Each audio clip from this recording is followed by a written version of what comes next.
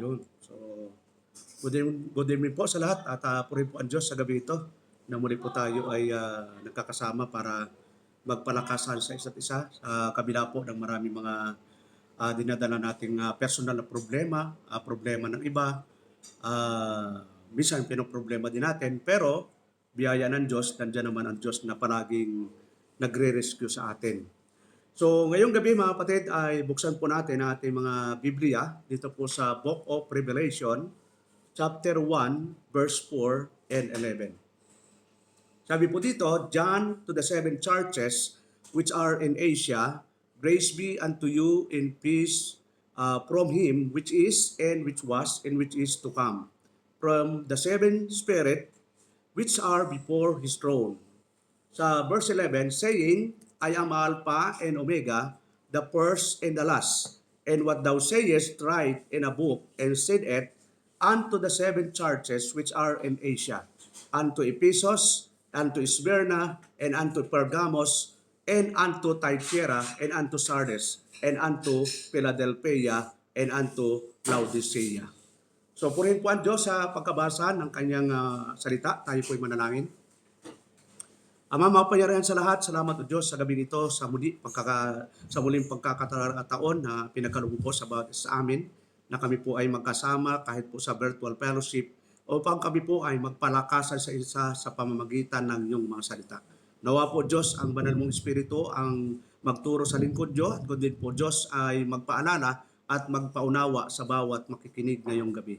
Alam mo Diyos, wala po kami kakayanan na unawain, maliban na kayo po ang magpaunawa po sa amin, bawat isa po sa amin.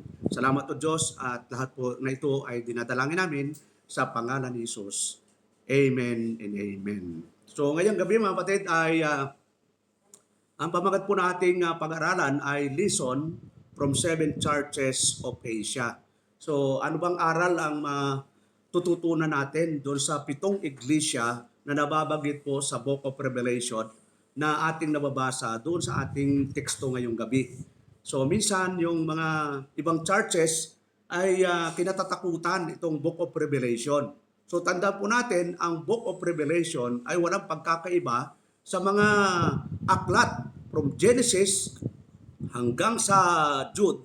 Walang pagkakaiba yan. Ang pinaka matututunan natin ay kung paano maging tapat sa Panginoon. So dito po, makikita po natin ang Book of Revelation ay isinulat po ng ating kapatid Juan. At isinulat po ito nung siya po ay nandun po sa island of Patmos na ipinatapon po siya dahil sa pangaral ng salita ng Diyos. So alam naman natin yan. At itong Book of Revelation sa pag-aaral po ng maraming mga primitive Baptist theologian, and almost 70 to 80% ay alos na fulfilled na. At maganda po ay isa-isa po ito para maintindihan natin na hindi po ito parang nakakatakot dahil karamihan po dito ay na-fulfilled o naganap na po in almost sa mga kapanahunan, yung tinatawag na first century na kaganapan o sa mga sunod na siglo at lalo na po yung tinatawag na 70 AD. Pero hindi po tayo tututok doon. Ang tututukan po natin ay yung mga aral na matututunan natin doon sa 7 iglesia na nababanggit po dito sa Book of Revelation. So sabi doon, John to the 7 churches. Yun, 7 iglesia na nag-i-exist doon po sa Asia Minor. So tingnan nga po natin yung mapa ng ating makikita natin yung kung nasaan po yung Asia Minor. Yan, tingnan po natin. So anin ko lang po yung sandali lang po para makita po natin yung mapa. Ayan po. So tingnan po natin kung nasaan po yung 7 churches of Asia. Ayan po yun. So mahalos magkakadikit po sila. Ito po ay talagang bayan. Yung bawat nabanggit po na 7 churches ay nag-i-exist po sa bawat bayan doon po sa Asia Minor. Ayan po yun. Sa halos magkakadikit sila na bayan, na bawat bayan, yung 7 iglesyang ito, ay mayroong nag-i-exist pitong bayan, may nag-i-exist na totoong iglesia sa panahon po ni John D. Beloved. At ito po yung recipient ng sulat niya, na itong sulat ng Book of Revelation ay ito po ay binabasa mismo doon sa congregation ng bawat iglesia. Kaya makita po natin na talagang gusto ng Panginoon mismo sa pamagitan na dyan na talagang mabigyan ng encouragement ang bawat iglesia dito po sa Asia Minor. So, punta po tayo doon sa verse 11. Sabi po dito, saying, I am Alpha and Omega, the first and the last, and what thou sayest, write in a book, and send it unto the seven churches which are in Asia. So makita po natin doon sa verse 11 na ang nagsasalita po dito, mismo ang ating Panginoong Jesucristo na sinasabi, saying, I am Alpha and Omega. So, the first and the last. Yun, siya yung una at siya ang huli. So, makita po natin na naka-address po ito doon sa pitong iglesia.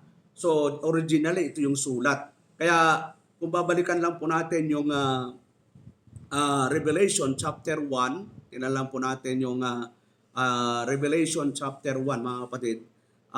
Verse 1, ano pong sabi doon ni John ng verses? So, nawawala sa Revelation chapter 1, verse 1. Ayun, na-blank ko na po. Yan. Yan po.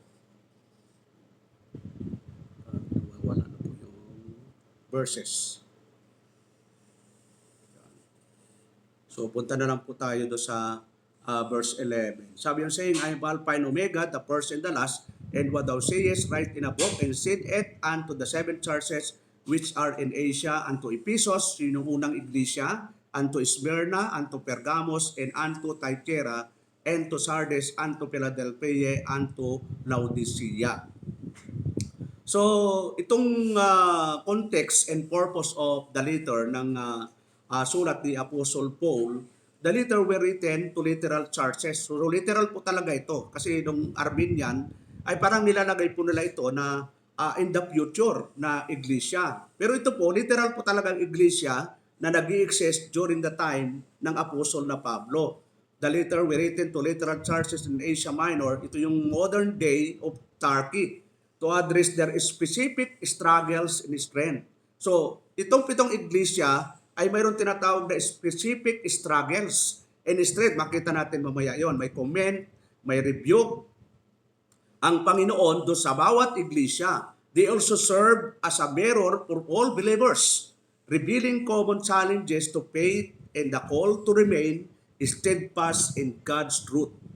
So the angel, so nabanggit yung angel of every churches, no? The angel of the churches are understood as spiritual leaders or representatives of each congregation. So dati ang pagkaalam namin yung angel na binabanggit po dito ay talagang literal na angel, na hindi pala yun ang ibig sabihin, kundi yun po ay yung mga leader o yung mga nagtuturo sa bawat local churches doon po sa Asia Minor, sa bawat local na binanggit dito sa Book of Revelation. So, punta po tayo doon sa number 1 na churches na binanggit, yung the church at Ephesus. At mababasa po natin Revelation chapter 2 verse 1 to 7, mahaba po yon. Ang kukunin lang po natin doon ay yung commendation ng Diyos. Ano pa ho? Yung tinatawag pong rebuke. Number 2, yung lesson na matutunan natin doon sa sa Church of Ephesus. Ito yung tinatawag na the loveless church. Yon, yung tinatawag na nawala po yung first love ng iglesyang ito. So tingnan po natin yung commendation ng Diyos dito sa Church of Ephesus. Sabi ng Panginoon, I know thy works and thy labor and thy patience, and how thou canst not bear them which are evil, and thou hast tried them which say they are apostles, and are not, and hast found them liars. Yun, sabi sa Tagalog, nalalaman ko ang iyong mga gawa. Kasi nga, ang Diyos po ay omnipotent God, omnipresent, omniscience, all-knowing po siya at wala pong nalilingid sa kanya. Kaya sabi niya, nalalaman ko ang iyong mga gawa, sabi ng Panginoon sa iglesia sa Episo, at ang iyong pagpapagal at pagtitiis. Ito po yung unang mga Kristiyano doon pa sa Episo. Ito po yung katangian nila. Ano yung katangian nila? Nagpapagal sa gawain, nagtitiis, ano pa, at hindi mo matiis ang masasamang tao. Kumbaga may paninindigan sila na kapag masama, hindi nila matiis, hindi nila kayang i-compromise yung kanilang pananampalataya. Talagang inihiwalay nila ang sarili nila doon sa masasama. At ano pa? At sinubok mo ang mga nagpapanggap na apostol. Sa panahon pa lang ni Apostol na Juan, mga kapatid, may mga nagpapanggap na apostol. At sila'y hindi gayon. At nasumpungan mo silang pawang bulaan. Yung ganun po tindi itong iglesia ng Episo, yung mga unang mga na convert doon o na dagdag o nag-exist na mga Kristiyano during the time, ito yung katangian nila. Sa verse 3, and has borne and has patient and for my name's sake has labored and has not fainted. At may pagtitiis ka. So ito yung katangian nila. Matindi yung pagtitiis nila at nagbata ka dahil sa aking pangalan at hindi ka napagod. Yun po yung katangian nila, mga kapatid, nung hindi pa nawawala yung kanilang first love. Pero mapapansin po natin in verse 4, may rebuke po ang ating Panginoon sa kanila na ang sabi dito sa verse 4. Tingnan po natin yung verse 4. Sabi doon, ay nawala, had forsaken his first love. Yun, nawala yung unang pag-ibig. The initial fervor and devotion, yung deep devotion na at pagmamahal sa Diyos, nawala po sa iglesyang ito. Na dapat ay nananatili kasi nandun po sa 2 and 3. Ganon po sila dati pero nawala na po yung first love, nawala na po yung tinatawag po nilang priority sa buhay nila. Ang na-priority na nila, sarili nila, trabaho nila, o kung ano man ang napapriority nila, hindi na po nila na-priority ang Panginoon. Yun. Nawala na po yung Matthew 6:33 sa kanila na ang sabi doon, but seek you first the kingdom of God and His righteousness, and all these things shall be added unto you. And iba na po yung first love nila. Iba na po yung priority nila. So ano po yung natutunan natin dito, yung lesson dito sa Church of Episo. So works alone are insufficient. What's insufficient po talaga kung ang works mo ay nagbabatay lamang sa emosyon, sa talino, sa tradisyon. Sabi doon, genuine faith must be rooted in love for God and His truth. Believers are called to return to the simplicity of their relationship with Christ. Kung titignan natin ang tinatawag pong panawagan ng ating Panginoon, ano po yung sabi niya sa Revelation chapter 2 verse 5? Remember, therefore, from whence thou art fallen, and repent and do the first work, or else I will come unto thee quickly and will remove thy candlestick out of his place, except thou repent. So, ano panawagan? Magsisi. Ganun po katindi yung pagmamahal ng Diyos doon po sa Ephesian Church na kahit nawala yung first love, binibigyan pa rin ng Diyos ng pagkakataon na magsisi. Di ba sa tao, mahirap pong magbigay ng chance eh. Minsan yung mga tao, hindi ko na bibigyan ng another chance yan. Ginawa ng una, gagawin pa niya pangalawa, kaya wala ng chance. Pero ang Diyos, mga kapatid, tinan po natin, sabi ng Panginoon, remember therefore, from whence thou art fallen, and repent. Yung word na repent, ito yung sinasabing sa Tagalog na, sabi doon, kaya't alalahanin mo kung saan ka nahulog. At magsisi ka at gawin mo ang iyong mga unang gawa. Yun, pinababalik ng Diyos sa mga ginagawa nila dati. Ano yung mga dating ginagawa nitong Ephesian Church na ito? Sabi doon, nalalaman ko ang iyong mga gawa at ang iyong pagpapagal at pagtitiis at hindi mo matiis ang masasamang tao at sinubok mo ang mga nagpapanggap na apostol at sila hindi gayon at nasumpungan mo silang pawang bulaan. So ito yung katangian nila. Matindi po yung kanilang paninindigan pagdating sa katotohanan. Pero nawala po yun. Kaya ang panawagan ng ating Panginoon, anong sa panawagan? Alalahanin mo kung saan ka nahulog at magsisi ka at gawin mo ang iyong mga unang gawa. O kung hindi, so pag hindi ginawa nitong Ephesian Church na magbaglit doon sa unang ginagawa nila, anong sabi ng Panginoon? O kung hindi, ay paririyan ako sa iyo. Gala mo yan mga kapatid? Hindi ho biro-biro yung panawagan ng Diyos na magsisi. Kasi pag hindi nagsisi, anong gagawin ng Diyos? Sabi doon, paririyan ako sa iyo. At aalisin ko ang iyong kandilero sa kanyang kinalalagyan maliban na magsisi ka. Ganun po, binibigyan pa ng pagkakataon ng Diyos itong mananampalataya sa Episo para magbalik loob, magsisi, balikan yung unang ginagawa, excited, yon, masigla, buhay, yon, enthusiastic, yon, alive, alert, enthusiastic. Yon, hindi yung nabautismuhan ka, alive. Pagkatapos mabautismuhan, laylo na. Yon, pagkatapos ng ilang buwan, ay wala na. So hindi pwedeng ganun mga kapatid. Ang paglilingkod po natin, mula sa umpisa, dapat mataas ang level ng ating paglilingkod. Hindi yung tumaas ka, biglang baba. Hindi ho up and down ang paglilingkod. Dapat talagang palagi yung mataas yung level na ating paglilingkod sa Diyos. So pangalawa, hindi na natin masyadong habaan doon kasi 7 iglesia ito, parang 7 outline. Sabi doon, the Church of Smyrna. Ano ba yung Church of Smyrna? Ito yung persecuted church. Ito yung sinasabi ng Panginoon. Dito po ito yung tinatawag, yung commendation niya, na sabi doon sa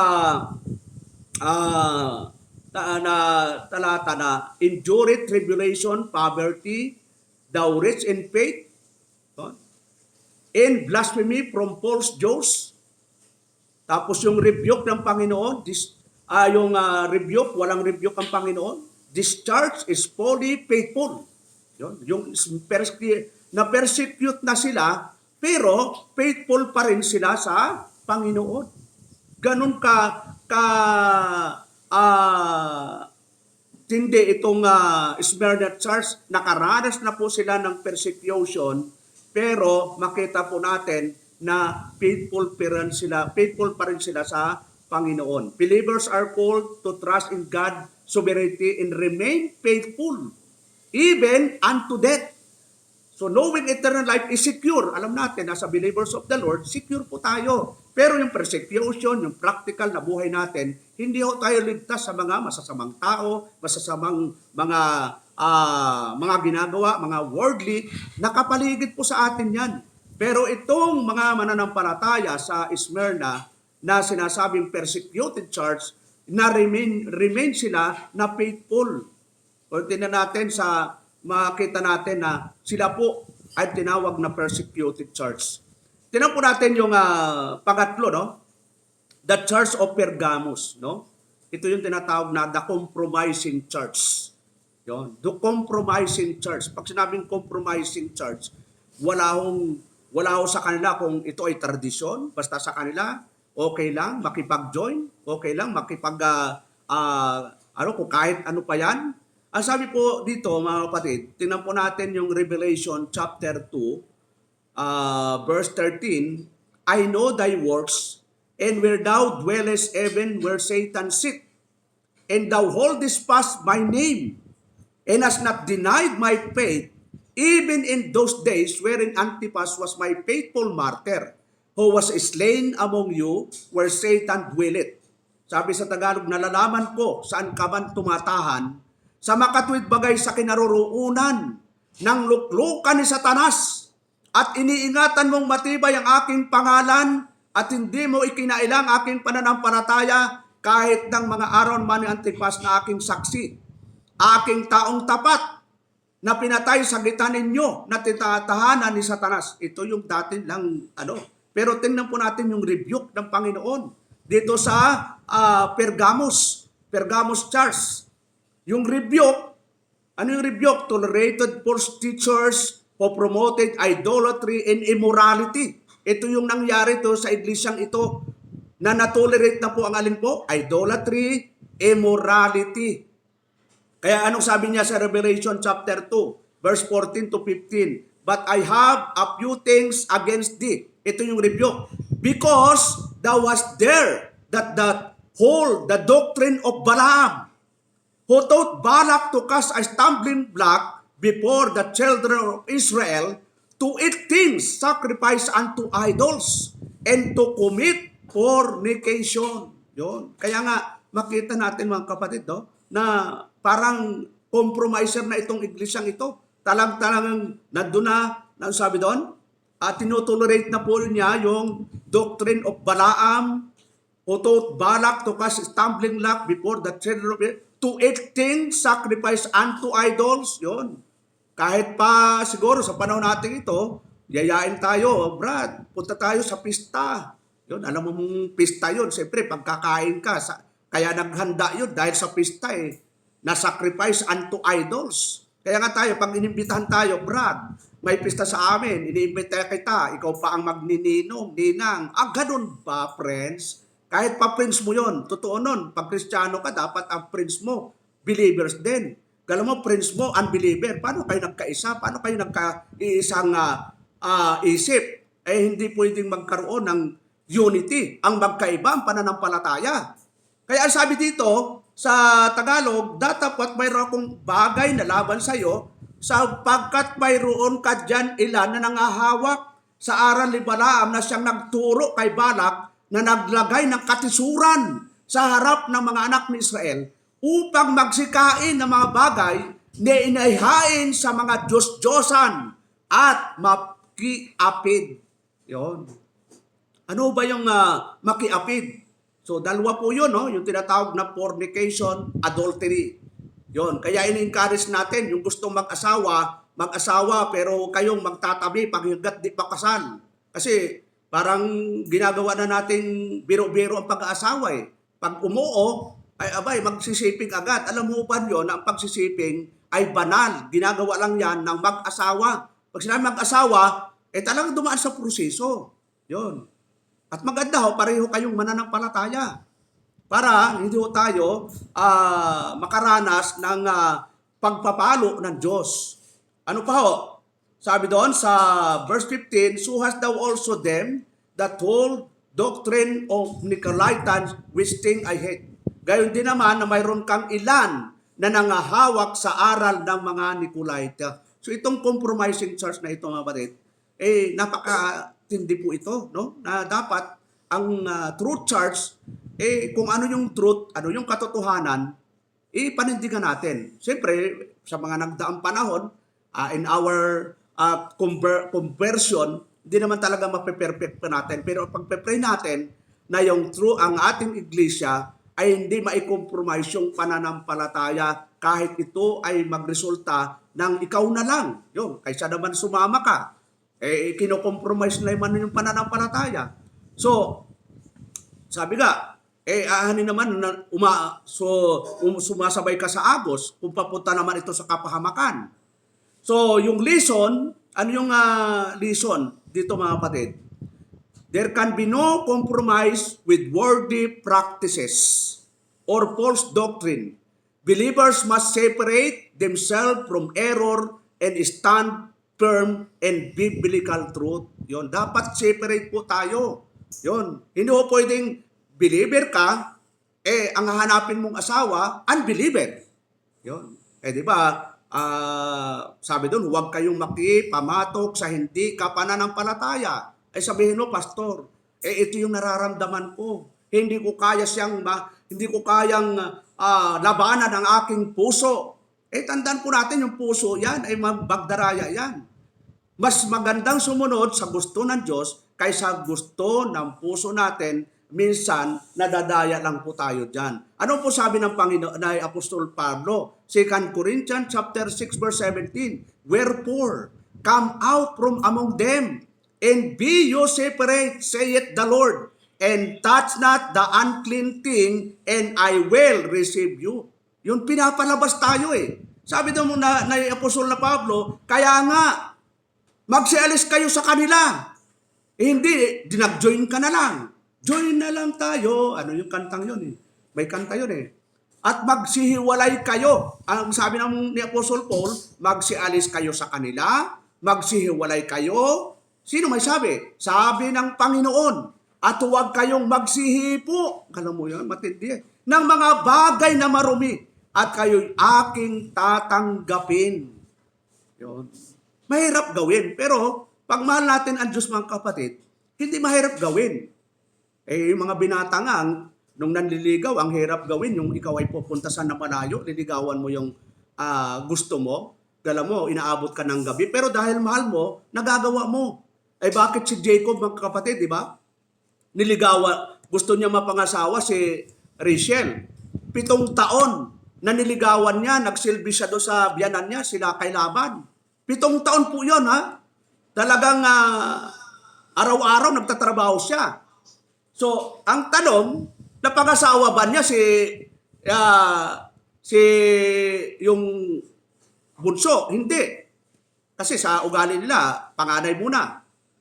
O, para mapakasalan niya yung gusto niya, maglilingkod ulit siya ng 7 taon. So 14 years bago niya napakasalan niya, talagang gusto niya.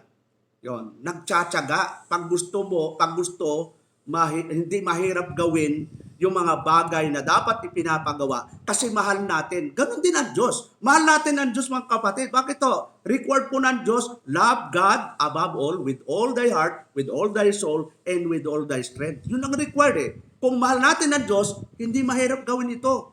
Na tayo'y humiwalay, magsialis kayo sa kanila, magsihiwalay kayo, sabi ng Panginoon.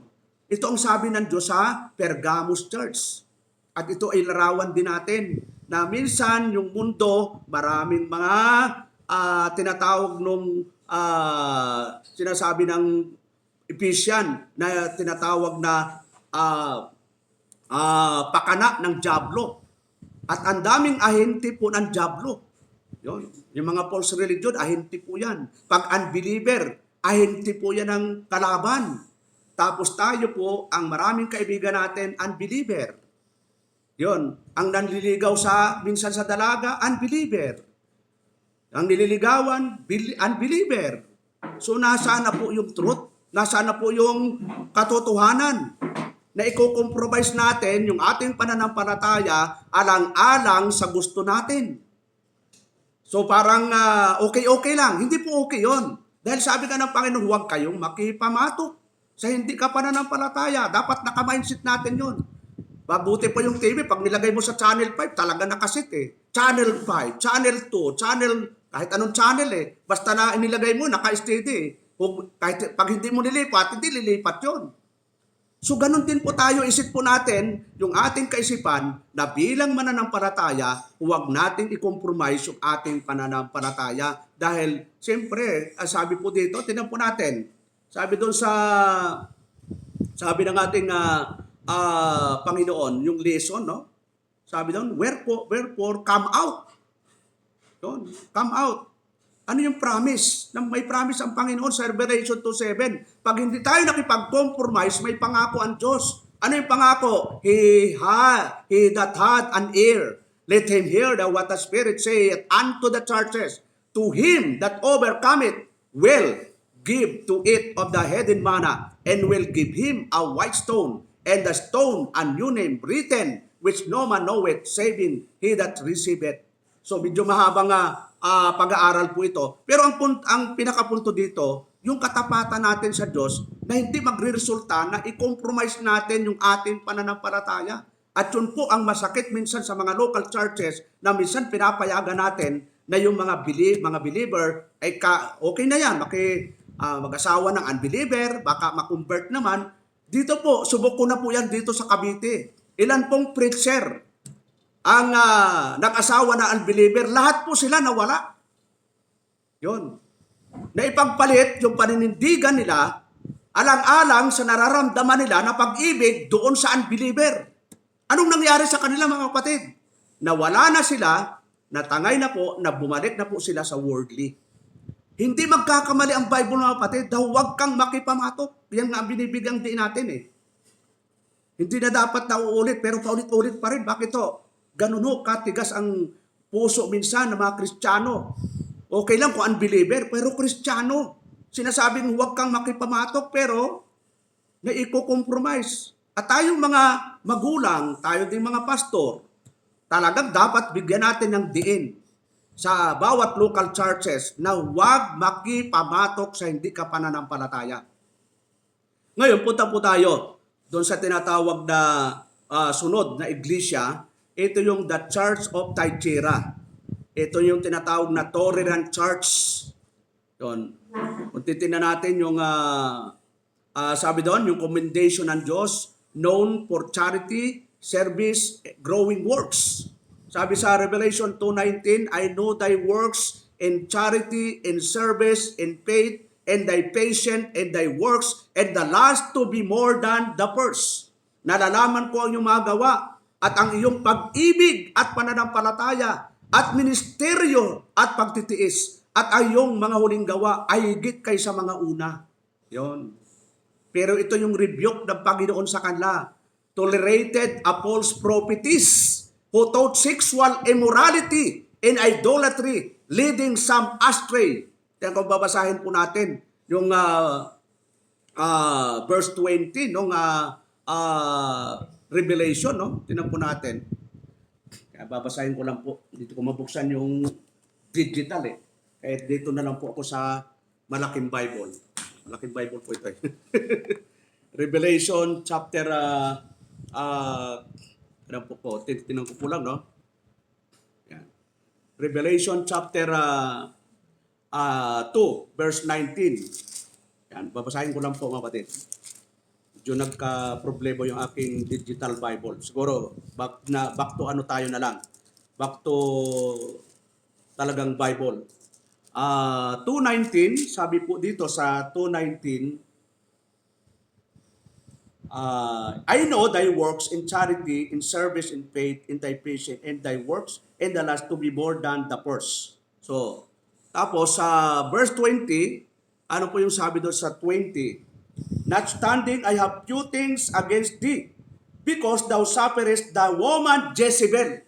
Ano yon? Which calleth herself a prophetess to teach and to seduce my servants to commit fornication and to eat things sacrifice unto idols. So kita mo mga kapatid, itong iglesyang ito, itong iglesia Thyatira, ito yung parang tinotolerate yung mali. Yon. Sa halip na i-review, pati yung tinatawag na Jezebel spirit ay pinapayagan. Ano ba yung Jezebel spirit? Kung titingnan natin yung Jezebel spirit, nangyari yan sa lumang tipan, di ba? Yung King Ahab, na siya nga ang hari, pero sino po yung bamando? Sino yung authority doon? Hindi naman yung hari, si Jezebel. So, yung espiritu ng Jezebel, nakarating na po sa New Testament Church, dito po sa Church of Thyatira. Na ang sabi ni dito, notwithstanding I have few things against thee, because thou sufferest the woman Jezebel. Yon, babae po, yung Jezebel, which calleth herself a prophetess. Siya mismo ang nagdeklara na siya ay propeta.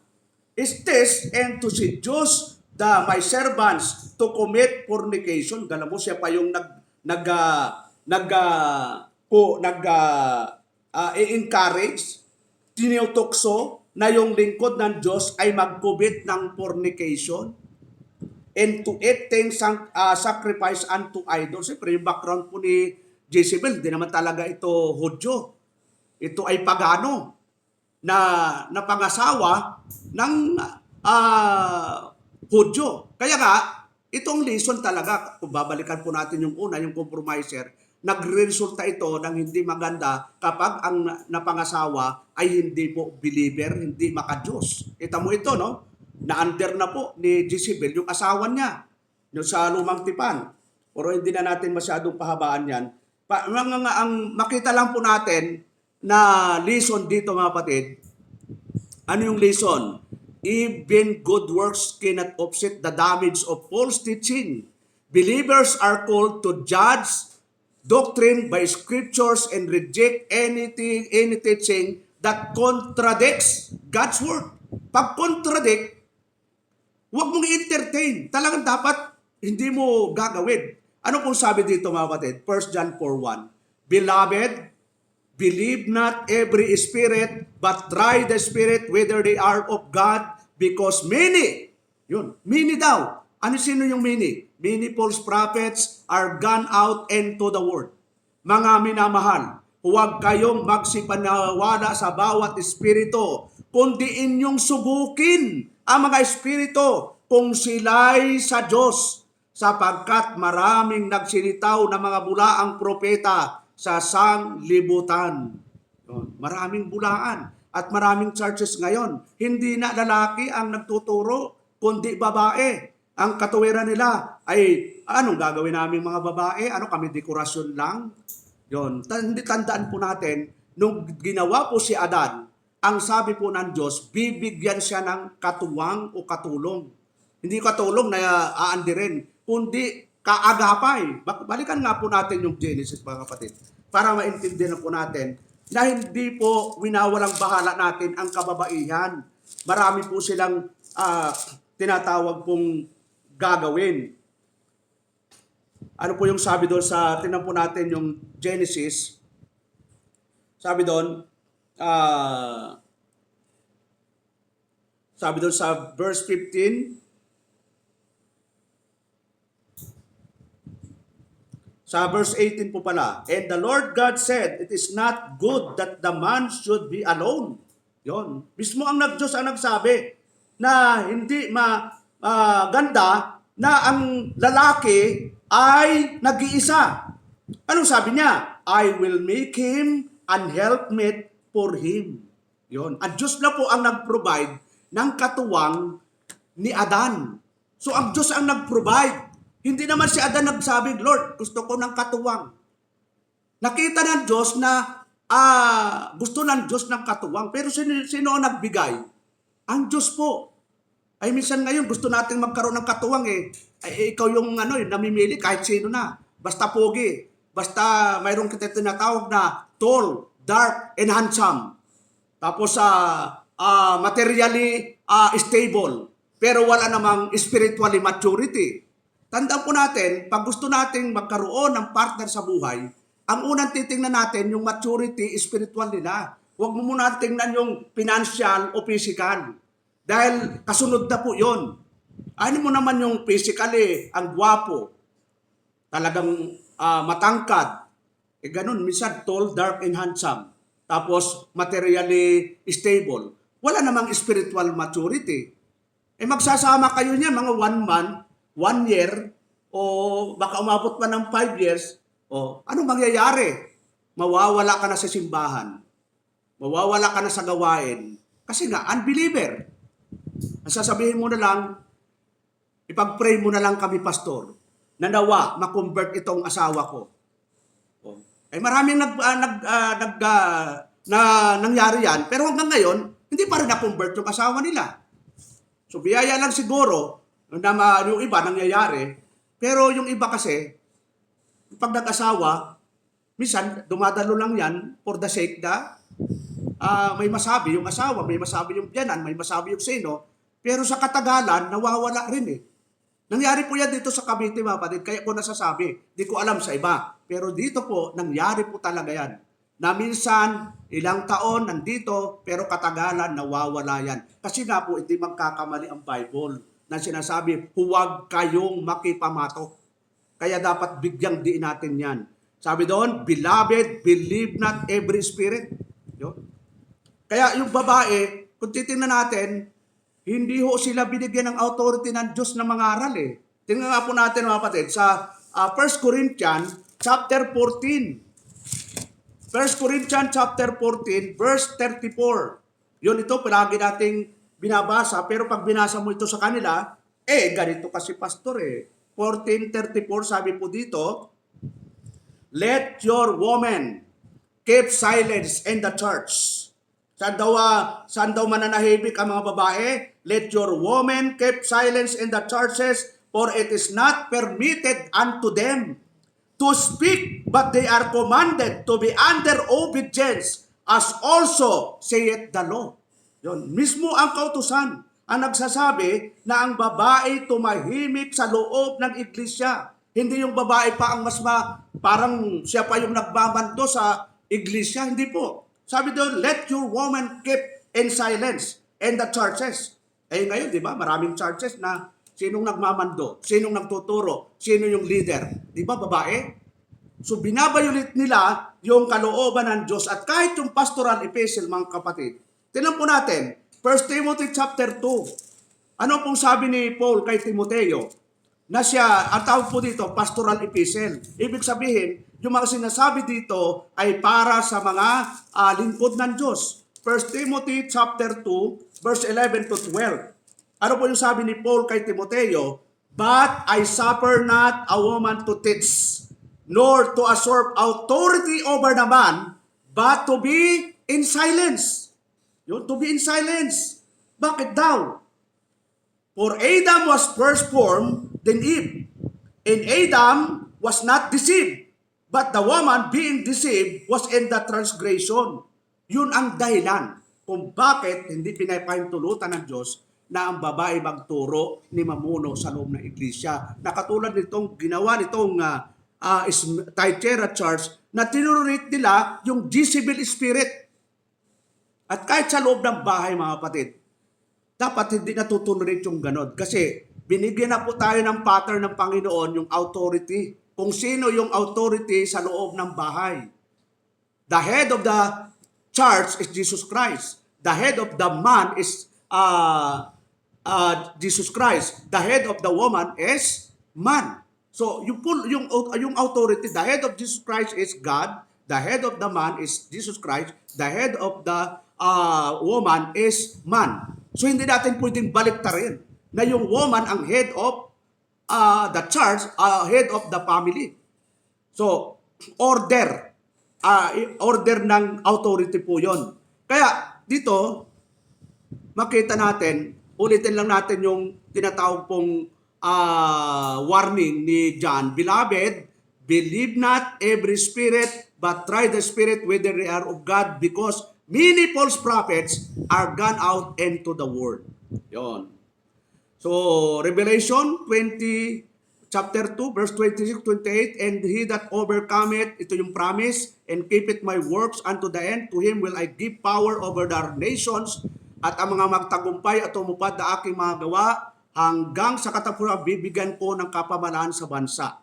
And shall rule them with a rod of iron, as the result of the potter shall they be broken to shape even as I receive of my Father.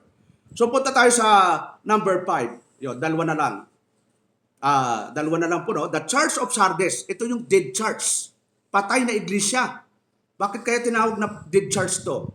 Commendation, sabi doon, had a reputation for being alive but was spiritually dead.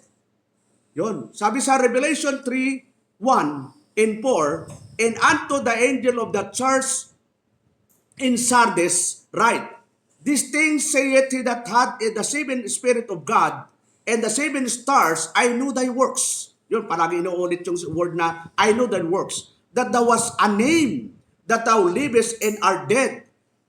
Ano ba yung sabi doon sa verse 4? There was a few names even in Sardis, with that defiled their garments, and they shall walk with me and write for me, for they are worthy. Ngunit mayroon akong ilang pangalan sa Sardis na hindi nagdubi. Pero the verse, tinan mo na verse 1, sabi doon, at sa anghel na iglesia sa Sardis, isulat mo ang mga bagay na ito sinasabi ng mga 7 espiritu ng Diyos at may 7 bituin, nalalaman ko ang iyong mga gawa na ikaw ay may pangalang ikaw ay nabubuhay at ikaw ay patay, sabi ng Panginoon. Galaw, nabubuhay ka physically, pero spiritually, patay. So anong rebuke dito ng ating Panginoon? Sabi doon sa Revelation 3:2, be watchful and strengthen the thing which remain that are ready to die. For I have not found thy works perfect before God. Magpuyat ka at pagtibayin mo ang mga bagay na natitira na malapit ng mamatay sapagkat wala akong nasumpungang iyong mga gawang sakdal sa harapan ng aking ah iglesia, no? So, ibig sabihin, sinasabi dito ng ating Panginoon through John the Beloved na wala siyang masumpungan na sakdal na gawa nitong iglesyang ito. Physically buhay, pero spiritually patay. So nawa, hindi tayo maging kagaya nito mga kapatid. So anong lesson dito sa iglesyang ito? Revelation chapter 3 verse 3, sabi doon, remember therefore how thou hast received and heard, and hold fast and repent. Doon na naman yung word na repent. If therefore thou shalt not watch, I will come on thee as a thief, and thou shalt not know what hour I will come upon thee. So, matindi pong rebuke, matinding lesson po ito na sinasabi ng ating Panginoon. Sabi doon sa Tagalog, alalahanin mo nga kung paanong iyong tinanggap at narinig. So, tayong lahat, yun, in the present generation sa ating kapanahunan, may tinanggap tayo, may narinig. Minsan, excited pa nga tayo. Naku, ang ganda ng 5 phases of salvation. Ang ganda ng sovereignty of God. Ganda ng election, predestination. Yun. Ang ganda lang no? Pero in practical, kamusta po mga kapatid? Sabi doon, ng talata, alalahanin mo kung paanong iyong tinanggap at narinig at iyong tuparin. Yun, hindi lang tinanggap, hindi lang narinig, anong gagawin po? Tuparin. Sabi ni Apostle John, sa sulat niya, tuparin mo, hindi lang tutuparin, at magsisi ka. Yun. Ibig sabihin na magsisi ka, yung ginawa mong mali, huwag mo nang uulitin. Kaya't kung hindi ka magpupuyat at paririn akong gaya ng magnanakaw, at hindi mo malalaman kung anong panahon paririn ako sa iyo. Yun. Hindi natin alam kung kailan darating yung mga ganitong senaryo na tayo po ay paparusahan ng Panginoon na in practical, no, na pagpaparusa. Kasi siyempre yung parusa na eternal, hindi naman sakop ng tinatawag na practical. Bilang Kristiyano, bilang mananampalataya, papaparusahan ka dito sa mundo, pero eternally secure yung ating kaluluwa. Yun. Hindi natin doktrina na porke ikaw ay nagkasala, porke ikaw ay gumawa ng mali, eternally hindi ka maliligtas. Hindi po. Tayo po ay naniniwala na tayo iniligtas ng Diyos. Alam natin yung order of salvation. We are chosen by God before the foundation of the world, and legally, Jesus Christ redeemed us. And vitally, the Holy Spirit ay binorn again tayo. Yun po ang order. Ngayon, kapag tayo nagkakasala, ano po ang nawawala sa atin? The joy of salvation. Kaya maraming mga Kristiyano hindi na-enjoy yung pagbabasa ng Bible.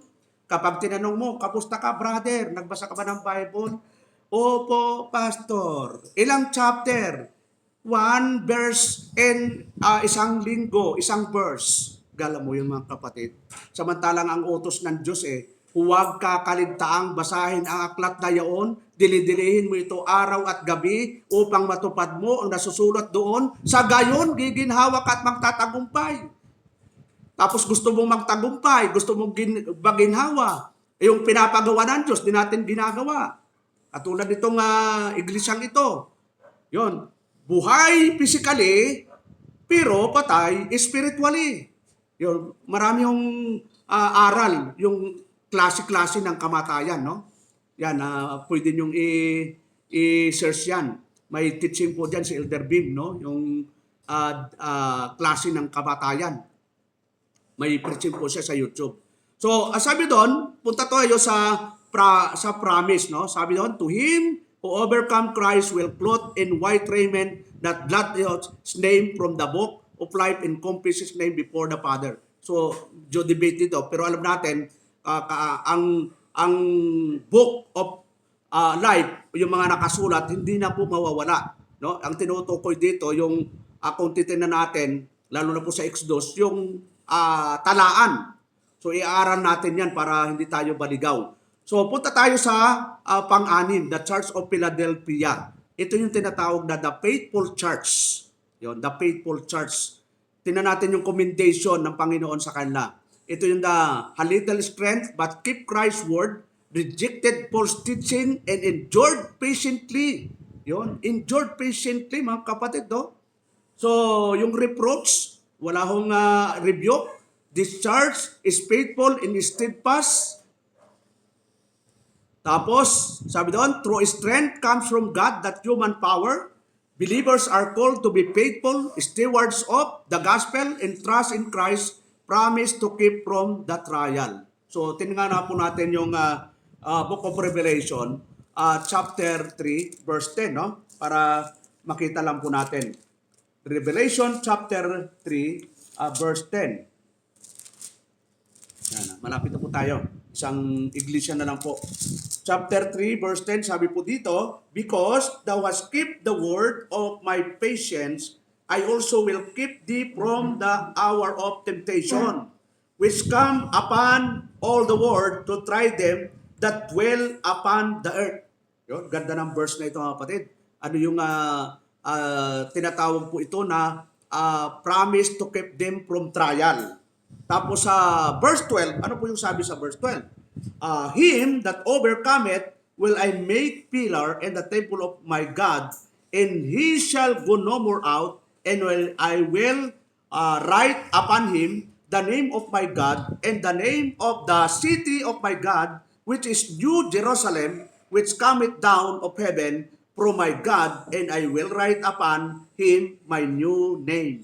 Yon. Siyempre, pag sinabing New Jerusalem, tumutukoy po yan sa New Testament Church o yung tinatawag niya Iglesia ng Diyos o Temple of God. Maraming katawagan yan. At ako po, kukomit ko po yung sarili ko, nababaybayin po talaga natin ang Book of Revelation na para maintindihan po natin yung mga paniniwala ng Primitive Baptist about the Book of Revelation para maano natin na hindi po ito nakakatakot. Ito po ay punong-puno ng aral na pwede nating i-apply sa ating spiritual na buhay. So, ano po yung rebuke po dito? We are sit self-satisfied, rich, and in need nothing. It was spiritually poor, blinded. Yung tinatawag na Church Laodicea, the lukewarm church. Yun, lukewarm church, the Church of Laodicea. Ito yung huling iglesia. Pasarabing lukewarm, hindi mainit, hindi malamig. Anong sabi ng Panginoon? Rebuke was self-satisfied, rich, and in need of nothing. He was spiritually poor, blind, and naked. Blind and naked. Yung lesson, lukewarmness is an abomination to God. Believer must repent, seek God's grace, and allow Christ to purify and strengthen their faith. Tingnan po natin Revelation 3:19 mga kapatid. Sabi doon, as many as I love, I rebuke and chasten. Be jealous therefore and repent. Ang sabi dito ng Panginoon, ang lahat kong iniibig ay aking sinasaway at pinarurusahan. Ikaw nga'y magsikap at magsisi. Yun ang panawagan ng ating Panginoon dito po sa Iglesia ng Laodicea dahil lukewarm sila. Lukewarm. Yung parang di maintindihan. Revelation 3:21, sabi po dito, to him that overcometh will I grant to sit with me in my throne, even as I also overcame, and I am set down with my Father in His throne. Ang magtagumpay aking pagkakalubang umpong kasama ko sa aking luklukan, gaya ko naman na nagtagumpay at upong kasama ng aking ama sa kanyang luklukan. So yung pinaka-conclusion natin, the call to hear and obey. Yon. Pakinggan natin at sundin. Yung mga panawagan po ng 7 iglesyang ito, iisa lang naman po talaga ang panawagan. Pakinggan ninyo at sundin yung kalooban ng Diyos. Kaya key verse natin, Revelation 20, chapter 3, verse 22, ano po yung sabi doon? He that hear, let him hear what the Spirit saith unto the churches. Teaching, the message to these 7 churches are not confined to the first century. They speak to every generation of believers. Ano yung required? God requires faithfulness, yung katapatan, purity, and love, and He promises to reward those overcome through Christ. Yun, may reward po. Ang reward po dito sa lupa. Hindi na tayo mag-iintay ng tinatawag na final phase of salvation o glorification para makamtan po natin yung reward. Once na gumawa tayo, maging faithful, gumawa tayo ng ayon sa kalooban ng Diyos, dito natin mararanasan yung reward o yung gantimpala ng Diyos. Yung iba kasi, iintayin pa yung glorification na doon sa langit ay may first honor, second honor, third honor, yun, may graduation daw doon. Wala akong graduation doon mga kapatid. Dahil yun po, kapag dumating ang Panginoon, yung tinatawag natin glorification, final phase, second coming, o ano man ang terminology ng Bible, doon po ay wala na pong sinasabi na may graduation. Ang graduation natin, di ba? Pag tayo kinuha ng Lord, tapos na po. Yun. Ng buhay natin. Pag dumating si Lord, yun. Ito yung simula ng ating walang hanggang kasiyahan na kasama ang ating Panginoon. So, yun. At saka ang nakita natin, yung lesson ng bawat iglesia doon sa Asia Minor. At nawa, natuto tayo na tayo, lahat individual, local churches, ay manindigan po sa katotohanan. Kasi, ito po ay hindi biro-biro mga kapatid. Nakita natin yung iba't ibang iglesia, iba't iba ang kanilang paglilingkod na ang Diyos ay nagbibigay pa rin ng pagkakataon na magbalik loob. Kita mo, yung may Jezebel spirit, binibigyan pa rin ng pagkakataon kung tutuusin, di ba? Mga Jezebel spirit, ang hirap pa ano yan. Pero ang Diyos pa rin, nagbibigay pa rin ng pagkakataon na magbalik loob. Yon. Kaya yun ang ating misyon, yun ang ating gawain, na kahit sila mga pastora, pwede natin siran. No? Take it or leave it. Kung nasiran mo na, ipabayaan mo na sa Diyos. Kasi maaaring nire-rebuke natin sila, pero napakinggan na ba na nila ang Primitive Baptist Doctrine? Napakinggan na ba nila ang Doctrines of Grace? O baka sinasabi lang natin na mali sila, pero wala naman silang narinig na tama. Pag narinig nila ang tama at wala na, hindi sila tinamaan, wala na tayong magagawa doon. Tatamaan na sila ng Panginoon. So, yun lang po mga kapatid sa gabi ito at tayo po yung mag-pray. Salamat o Lord sa gabi ito, sa iyong kabutihan, sa iyong biyaya. Salamat o Diyos sa mga salita mong amin na pag-aralan ngayon. Nawa ito po tumimo sa aming puso at isipan. Ito po ay mai-apply namin sa pang-araw-araw na buhay. Salamat o God at lahat ito'y dadalangin namin sa pangalan ni Jesus. Amen and amen. Demasal.